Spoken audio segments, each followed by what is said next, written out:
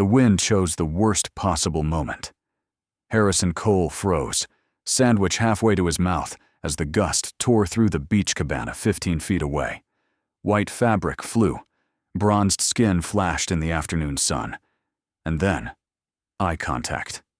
Direct. Unmistakable. His boss, Natalie Brooks, the CEO who'd fired 3 people last month for missing deadlines, stood there catching him mid-stare at her exposed chest. His 6-year-old daughter Ruby laughed beside him, oblivious, building her sandcastle. Harrison's mind raced through every HR policy he'd ever signed. But instead of fury in those sharp green eyes, he saw something else. Amusement. No, recognition of the same exhaustion he felt every single day. The question wasn't whether he'd lose his job. The question was why she smiled. Harrison had promised Ruby this beach day for 3 months. Saturdays never came free at Meridian Marketing, not when you reported to Natalie Brooks. The woman ran the company like a military operation. 3 people fired in 5 weeks for missed deadlines. When her assistant announced a mandatory server shutdown for the weekend, Harrison grabbed the opportunity. Within an hour, he and Ruby were heading toward Santa Monica, Ruby singing about mermaids the entire drive. One day to remember what it felt like to be a dad instead of an employee number. The beach was perfect. Golden sand, crashing waves, seagulls overhead. They'd built castles until noon, Ruby demanding elaborate moats, while Harrison dug until his back ached. By lunchtime, his shirt stuck to him with sweat and salt water. He'd pulled out their sandwiches, and that's when the wind struck. The cabana was 15 feet away, close enough that Harrison's eyes tracked the movement instinctively when white fabric tore loose. He saw skin, shoulders, then more, and his brain needed several terrible seconds to process what he was seeing, to recognize Natalie Brooks, to realize she'd caught him staring while her chest was completely exposed and his sandwich hovered stupidly in front of his face. His first thought was practical. This is how I get fired. His second was worse. She'll think I'm a pervert. His third never formed because Natalie was already walking toward him. Ruby hummed beside him, patting sand onto her castle, completely unaware that her father's career was imploding. Natalie had wrapped a towel around herself, but her expression was unreadable. Those sharp green eyes that usually dissected quarterly reports were fixed on him with an intensity that made his stomach drop. Harrison opened his mouth to apologize, but Natalie spoke first. Her voice was softer than usual, almost amused. That was unfortunate timing. I'm so sorry, Harrison managed, his voice too high. I didn't mean to. The wind just... He was making it worse. His face burned, his ears probably bright red. Ruby looked up curiously, not connecting the tall woman to Daddy's scary boss. Natalie's lips twitched, definitely amusement, and she sat down at the edge of their blanket without asking. The gesture was so casual, so unexpected, that Harrison forgot to close his mouth. She looked different out here, without the sharp suits and severe bun. Her hair was loose, dark curls wet from the ocean, and there were actual smile lines around her eyes. "You're Ruby, right?" Natalie said, turning to his daughter with unexpected warmth. Ruby nodded, clutching her shovel. "Your dad talks about you all the time in meetings." Harrison had mentioned Ruby maybe once a month, usually when apologizing for leaving on time for daycare. Natalie must have noticed his confusion because she added, "You show pictures sometimes, when you think I'm not paying attention." Ruby brightened immediately. "Do you want a sandwich? Daddy made too many." Natalie glanced at the cooler, then at Harrison's mortified face, and something shifted in her expression. Understanding, maybe. "What kind?" Ruby dove into the cooler, emerging with a squashed peanut butter sandwich. Natalie accepted it with the grace she brought to client presentations. "This looks perfect." She took a bite, and Ruby beamed. Harrison sat frozen, trying to reconcile this woman eating peanut butter on his daughter's beach towel with the CEO who'd made grown men cry during budget reviews. They didn't match. Nothing matched. "My dad died when I was 8, Natalie said suddenly, eyes on the ocean. The sentence landed heavy between them. It was just me and my mom after that. She worked 3 jobs to keep us fed. Harrison listened, saying nothing. She used to say the hardest part wasn't the money or the hours. It was not having anyone to share the load with. She looked at Harrison then, really looked at him. You have that look, the one my mom had, like you're running a marathon where the finish line keeps moving. Harrison's throat felt tight. He wanted to deny it, but sitting there with sand in his hair and Ruby humming beside him, he couldn't lie. Her mother left when Ruby was 3, he heard himself say. Said she wasn't ready to be a mom. Moved to Portland with her yoga instructor. Natalie nodded like he'd said something profound. She brushed sand off Ruby's knee, a gesture so naturally maternal that something cracked in Harrison's chest. How do you do it? She asked. The job, the kid, the everything.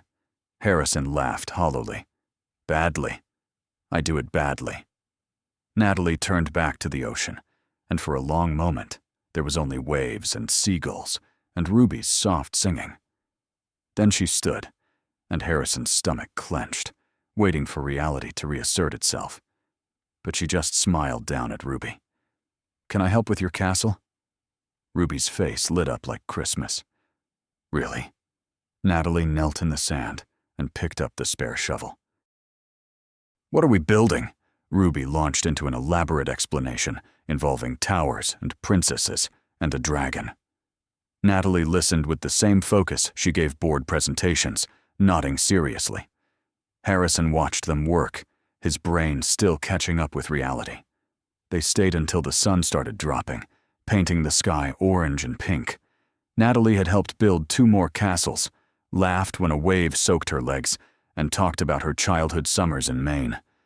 She spoke like a normal person, not someone who controlled millions in budgets. When Ruby asked if she had kids, Natalie's smile faltered slightly. No, I never seemed to find the time. As they packed up, Ruby yawning and leaning against Harrison's leg, Natalie pulled out a business card and handed it to Ruby instead of him. That's my personal cell number, she said, crouching to Ruby's level. If you ever need anything, you call me, okay? Ruby took the card solemnly. Okay, Miss Natalie. Natalie ruffled Ruby's hair, then stood and met Harrison's eyes. The businesswoman was back in the straightness of her spine. About what happened earlier? Harrison's stomach dropped. Let's just forget it happened. Fresh start Monday morning. No HR paperwork necessary. She said it lightly, but Harrison heard the weight underneath. She was giving him an out. He should have felt relieved. Instead, he felt strangely disappointed. The drive home was quiet, Ruby falling asleep before they hit the highway. Harrison drove with windows down, his mind replaying the day in fragments. The wind, the eye contact, the way Natalie had sat down and eaten a child's sandwich like it was natural, the exhaustion in her voice talking about her mother, the way she'd looked at Ruby like she was seeing something precious she'd forgotten existed. None of it made sense with the woman who'd fired 3 people in 5 weeks, unless that woman was also this woman, and he'd just never seen past the armor. By the time he carried Ruby into their apartment, he'd convinced himself Monday would reset everything to normal. The beach would become just another weird story he'd never tell. Fresh start meant forgetting, didn't it? Monday morning arrived with the usual chaos. Ruby refusing her outfit, breakfast burning, traffic making him 15 minutes late. He sprinted into the office at 9:45, missing the 9:30 design review. His desk was covered in sticky notes. Where are you? And Brooks is looking for you. Great. Perfect. When his phone rang with Natalie's extension, he seriously considered not answering. But that was career suicide. Harrison Cole. My office, please. Her voice was pure CEO, crisp, professional, impossible to read. The walk to her office felt like a death march. His coworkers' eyes tracked him. Poor Harrison, probably couldn't hack the pressure. He knocked at exactly 9:58. Come in. Her office was exactly as he remembered. Floor-to-ceiling windows, expensive desk, shelves of awards. Natalie sat in a charcoal suit, hair in its severe bun, reading glasses on. She looked like she'd never eaten a peanut butter sandwich in her life. Harrison's mouth went dry. She gestured to the chair, didn't look up. This was it. He sat, hands clasped to stop them shaking. Natalie closed her file and removed her glasses. "How's Ruby this morning?" The question was so unexpected that Harrison blinked stupidly. Good. Had a meltdown about colors, but otherwise good." Natalie's lips twitched. Kids have strong opinions about colors. She opened her drawer and pulled out a glass paperweight, shaped like a sandcastle. She set it between them. "Made me think of Saturday." Harrison stared at it. "I don't understand." Natalie leaned back. "I've been thinking about what you said, about doing everything badly." She paused. "I realized I do the same thing. I run this company badly because I never leave time for anything else. I haven't been to the beach in 3 years. I don't remember the last time I laughed like I did on Saturday." Harrison kept quiet, waiting. Natalie pulled out the HR manual. "This company has a flexibility program for working parents. Page 73. Flexible hours, remote work options, adjusted deadlines. We implemented it 2 years ago." She pushed the paperweight toward him. "No one uses it. Want to guess why?" Harrison could guess. "Because you'll fire them if they do. Because I've created an environment where people are afraid to ask," Natalie corrected. "You're not the only single parent on staff, Harrison. But you're the only one who's never asked for accommodations. Why?" Harrison thought about lying, about professional answers. But the paperweight sat between them like a reminder they'd moved past lies. "Because I need this job. Ruby needs health insurance, and food, and a roof. I can't risk losing it." Natalie nodded. 3 people lost their jobs recently. Dennis was embezzling. Paula was giving client information to competitors. Jeremy. She paused. Jeremy. I got wrong.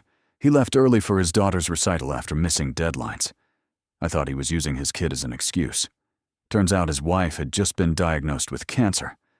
I fired him for trying to balance an impossible situation. Found out 2 weeks later from his GoFundMe. I sent a check, but that doesn't undo the damage. Harrison sat very still, watching his boss admit to being wrong. I don't fire people for being human, Natalie said quietly. I fire people for being dishonest or incompetent. But I've built a culture where those look identical because everyone's too scared to be honest. She pulled out his employee file. Starting today, you're on flexible schedule. Core hours 10 to 3. Everything else, you figure out what works for Ruby. Work from home when she's sick. Leave early for school events. Your deadlines will be adjusted. This is retroactive to today, which means you're not late. That meeting started before your core hours. She slid the paperwork across. Harrison stared at it like it might be a trap. Why? Natalie smiled. Tired, honest, a little sad. Because watching you with Ruby made me realize what I've been doing to people like you. And because that conversation about exhaustion was the most honest interaction I've had with an employee in 5 years. She stood, walked to her window. I'm good at my job. Our profit margins prove it. But I'm a terrible leader if my best people are terrified to be human around me. She turned back. Consider this the start of a company-wide culture shift. The next 3 weeks passed in adjustments. Harrison worked his new schedule tentatively, convinced Natalie would revoke it. But she didn't. Instead, she sent a company-wide email formalizing the flexible schedule program with an HR portal and a guarantee it wouldn't affect performance reviews. She held a staff meeting where she admitted to creating an unhealthy work culture. She rehired Jeremy as a consultant, with a raise and full remote work privileges. The office atmosphere shifted slowly. People started leaving at 5:30. Parents picked up kids without apologizing. Someone brought their baby to a client meeting. Harrison watched it all with awe, knowing he'd witnessed something rare, a powerful person choosing to change. But the strangest part was Natalie herself. She started showing up to the coffee station, making small talk with junior designers. She remembered names, asked follow-up questions, laughed at terrible dad jokes. She'd rescheduled morning meetings to 10:15. She brought bakery cookies to all-hands meetings, and once or twice a week, she'd stop by Harrison's desk around 2:45, and ask if Ruby would like a quick call. She'd discuss Junie B. Jones with the same seriousness she gave quarterly earnings. The company picnic arrived in late July at Griffith Park. Harrison had skipped it 2 years running, but this year's invitation said family-friendly with activities for kids. Ruby had begged to go after seeing the flyer, so Harrison packed sunscreen and dread and drove them Saturday morning. Ruby made a beeline for face painting while Harrison navigated clusters of awkward coworkers. He spotted Natalie immediately, jeans and white t-shirt, playing volleyball with the sales team, laughing when she missed serves. He kept his distance, unsure of the protocol. Ruby found him mid-scavenger hunt, face painted like a butterfly, dragging Natalie by the hand. "Daddy, Miss Natalie says she'll help us with the treasure hunt." Natalie gave him an apologetic look. "She's very persuasive." Harrison couldn't disappoint Ruby, so he nodded. They spent an hour tracking down clues: a red leaf, a smooth stone, a feather. Ruby raced ahead while Natalie matched her pace, and Harrison trailed behind. He watched Natalie point out birds, help Ruby climb walls to reach clues, explain why pond water looked green. When Ruby scraped her knee, Natalie had a Band-Aid ready before Harrison registered what happened. She pressed it gently over the scrape, told Ruby brave explorers always got battle scars. Ruby beamed at her like she'd hung the moon. They won the scavenger hunt. Ruby won, with Natalie as her partner. The prize was an ice cream shop gift card that Ruby wanted to use immediately. Harrison tried to redirect, but Natalie waved him off. "I could use some ice cream. This heat is brutal." So the three of them walked to the ice cream truck, Ruby chattering about wanting to be an explorer who found dinosaur bones. Natalie asked questions like she was interviewing a candidate, taking Ruby's career plans seriously. They ordered mint chip for Ruby, Rocky Road for Harrison, pistachio for Natalie, and found a shaded bench. Ruby sat between them, working on her ice cream with focus, while Harrison and Natalie sat in comfortable silence. It felt domestic in a way that made Harrison's chest tight. Then Ruby leaned her head against Natalie's arm, exhausted from heat and sugar, and Natalie didn't move away. She sat still, let Ruby rest, kept eating one-handed. Harrison's throat felt tight. "Thank you," he said quietly. "For today. For the last month. For all of it." Natalie glanced at him over Ruby's butterfly-painted head. "You don't need to keep thanking me. I'm not doing you a favor. I'm fixing something I broke. Still, thank you." Ruby sat up suddenly. "Can we come back to the beach soon? All three of us?" Her question hung in the air, innocent and devastating. Harrison started to redirect, but Natalie spoke first. "I'd like that." The words were simple, but landed heavy. Harrison met Natalie's eyes, saw something that matched the chaos in his chest: hope, fear, possibility, caution, all tangled together. This was crossing a line. Boss and employee, professional and personal, they were supposed to stay in their lanes. But Natalie had already blown past those lines when she'd sat on his beach blanket and eaten his daughter's sandwich, when she'd given Ruby her personal number, when she'd changed company culture because one conversation had cracked something open. They were past the point of no return. The only question was whether they'd admit it. "Okay," Harrison said softly. "We'll go back to the beach." Ruby cheered, threw her arms around both their necks in a sticky hug. Natalie laughed and hugged Ruby back with one arm. Her free hand found Harrison's on the bench, squeezed once, brief and warm. A promise, or maybe just acknowledgement that they were both terrified and doing it anyway. When she let go, the ghost of her touch stayed. The next month unfolded in small moments Harrison would struggle to explain later.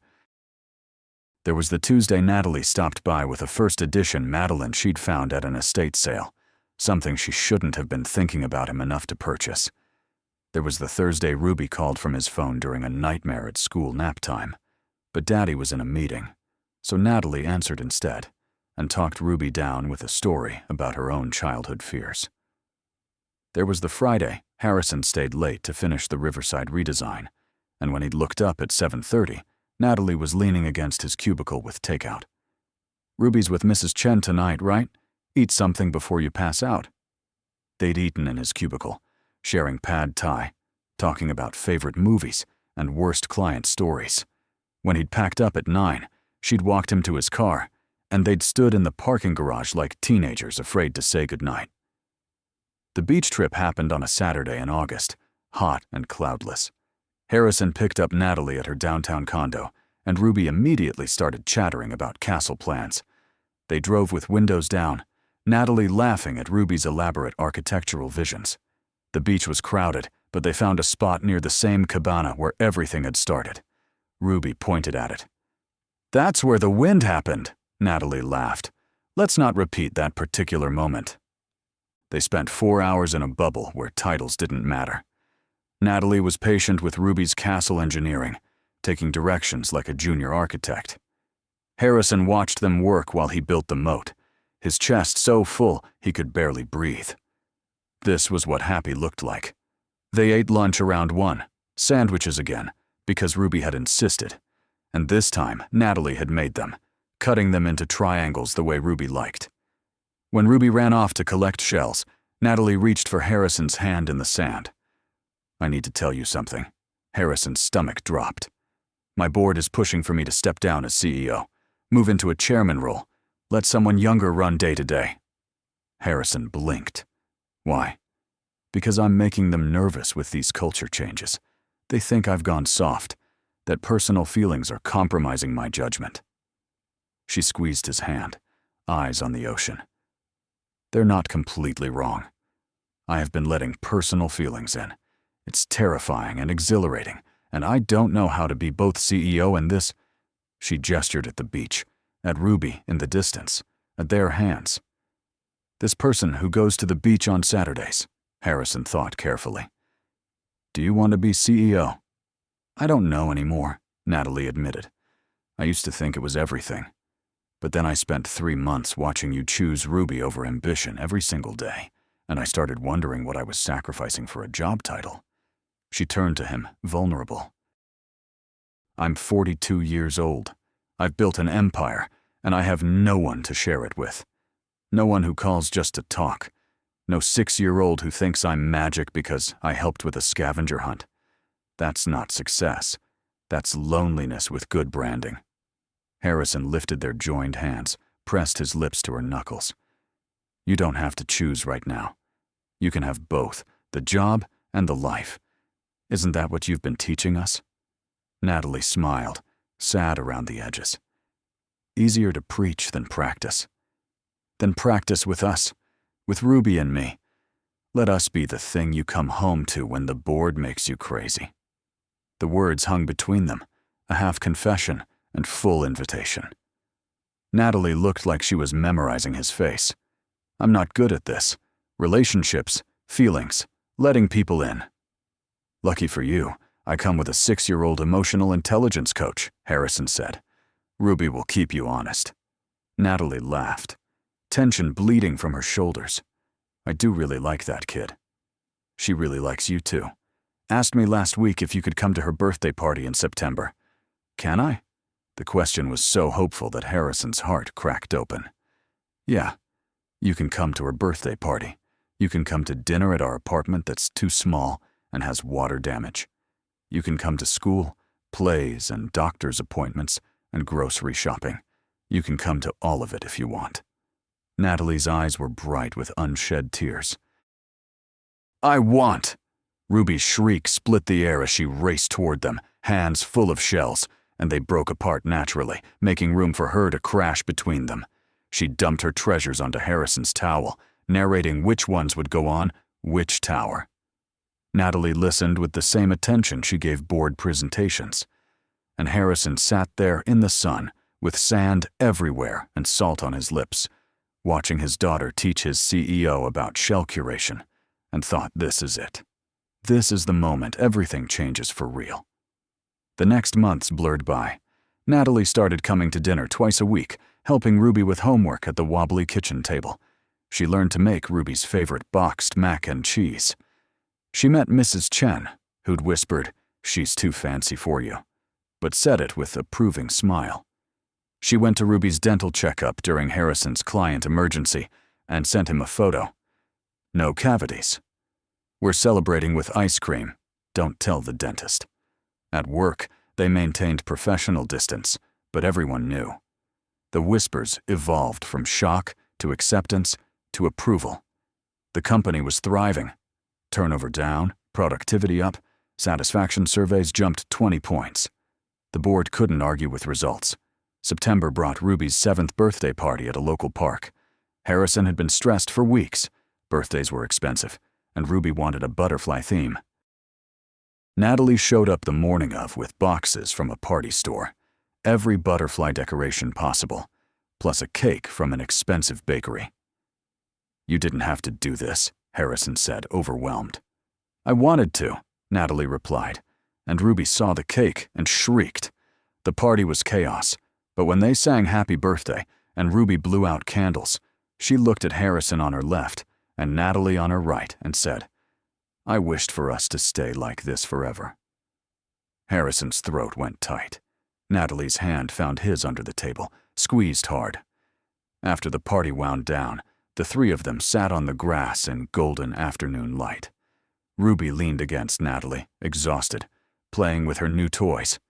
When Ruby fell asleep right there, head in Natalie's lap, Harrison stopped pretending to clean. He sat across from them, his daughter between them like a bridge. So, he said quietly, forever, huh? Natalie ran her fingers through Ruby's hair, gentle. She has good instincts. Is that what we're doing? Forever? The question should have felt too soon. They'd known each other 3 months, been intentionally spending time together, maybe 6 weeks. But Natalie looked sure. I stepped down as CEO yesterday, she said. Moved to chairman. They're announcing it Monday. Harrison's stomach dropped. Why didn't you tell me? Because I didn't want you to think you had anything to do with my decision. This is for me, Harrison. I've been running that company for 12 years. I'm tired. I want to consult, do board work, have a life. I want to be at Ruby's school plays and your apartment with the ceiling leak. I want Saturday mornings and birthday parties and regular dinners where we're not stealing an hour between meetings. Harrison felt like the ground was shifting. That's a big change. I've made bigger ones. I fired my entire management philosophy because one beach conversation made me realize I'd been wrong. Natalie smiled at sleeping Ruby. This is just the next step. The board's okay with it. The board doesn't get a vote on my personal life. Professionally, I'm more valuable as chairman anyway. Strategy without daily operations. They'll name Patricia from finance as CEO. She looked up, met his eyes. I'm not doing this for you. I'm doing this for me. But I'm not going to pretend you and Ruby aren't a massive part of why I want a different life now. Harrison crawled around Ruby and kissed Natalie, soft and careful, tasting birthday cake and salt and possibility. When he pulled back, she was smiling. That's a good reaction. I'm still processing. Take your time, I'll wait. And she would. That was the thing about Natalie. When she committed, she was all in. November brought Thanksgiving. Natalie had been invited to her brother's in San Diego, but showed up at Harrison's apartment Wednesday evening with grocery bags. I'm cooking Thanksgiving dinner, here, for us. Ruby cheered. Ruby. Harrison protested. Her family was expecting her, but Natalie shut him down with a look. I chose here. I'm choosing you two. Get over it. They cooked together, the turkey actually turning out moist, mashed potatoes that Ruby claimed were better than restaurants, and a slightly burned pumpkin pie.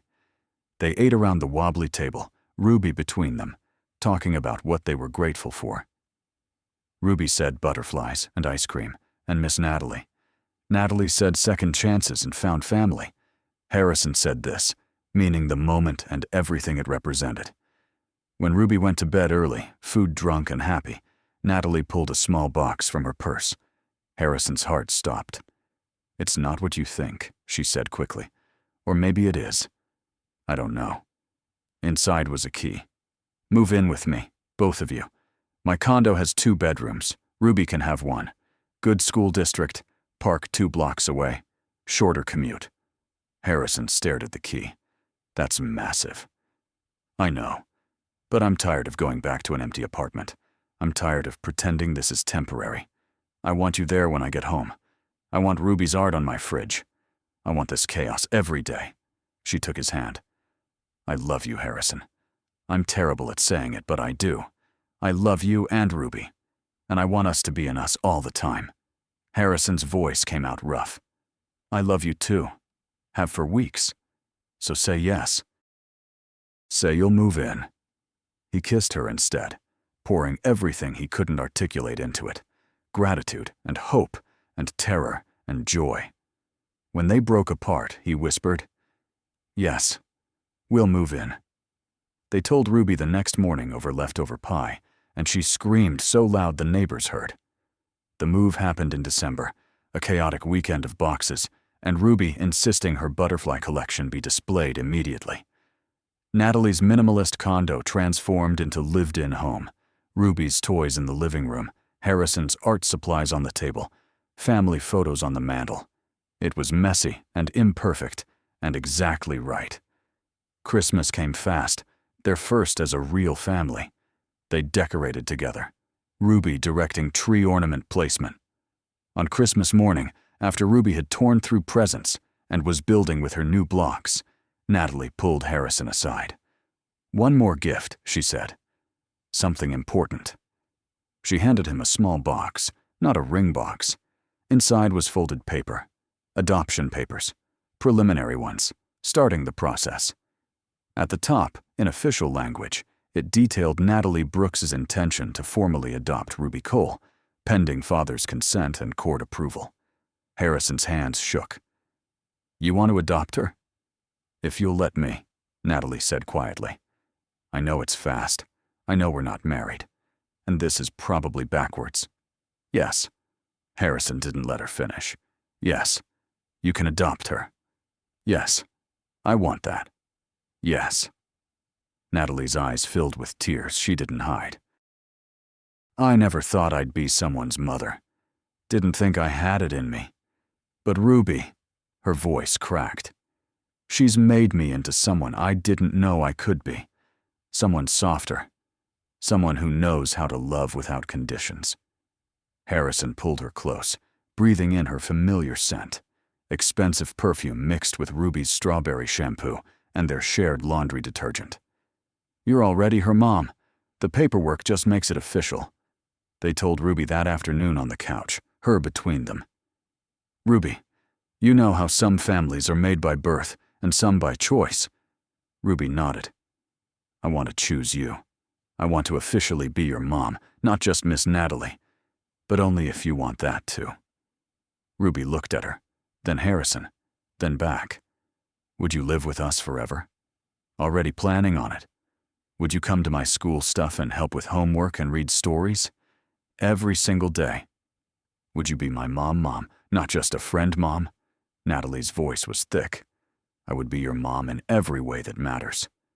Ruby thought for 3 seconds, then launched herself at Natalie hard enough to knock the breath from them. Okay, you can be my mom. And just like that, their family was complete. 6 months later, on a Saturday in June, exactly 1 year after the wind had made its choice, they returned to Santa Monica.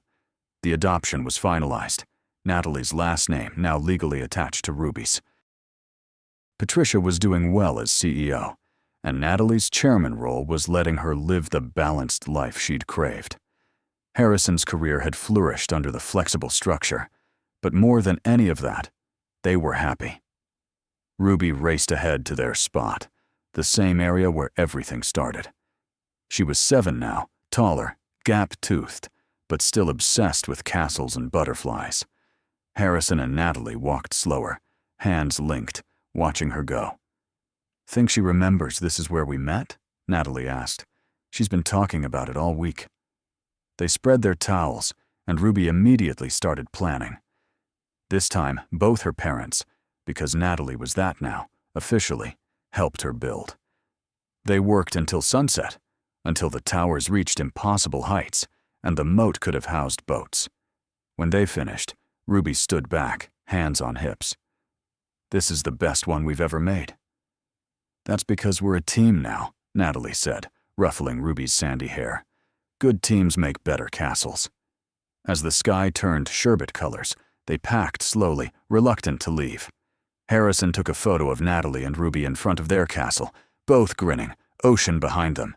He'd frame this one, add it to their mantle collection. When they reached the parking lot, Ruby ran ahead, leaving them alone. Harrison pulled Natalie close, kissed her temple. You know the exact spot is right there, the cabana where it happened. Natalie laughed, the sound free and light. Where I traumatized my future boyfriend. Where you accidentally showed me you were human, Harrison corrected. Best accident of my life. Natalie turned in his arms, hands behind his neck. I should send that wind a thank you card. For terrible timing?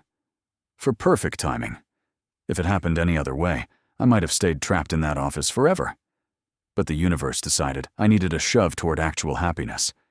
So it sent me an embarrassing moment. A peanut butter sandwich and a 6-year-old architect. She kissed him softly. Best shove I ever received. Ruby called from the car about ice cream. They broke apart, laughing, and headed toward their daughter. Not once did Harrison look back at the cabana. Some moments were too perfect to revisit. This one, walking toward the car with Natalie's hand in his and Ruby's laughter filling the air. This was what mattered. Not where they'd started, but where they'd ended up. Together, messy and imperfect and exactly right. A family built on accident and choice, on embarrassment and courage, on willingness to be vulnerable when the wind stripped away all the armor. As they drove away, the sunset painting impossible colors, Harrison caught Natalie's eye in the rearview mirror and smiled.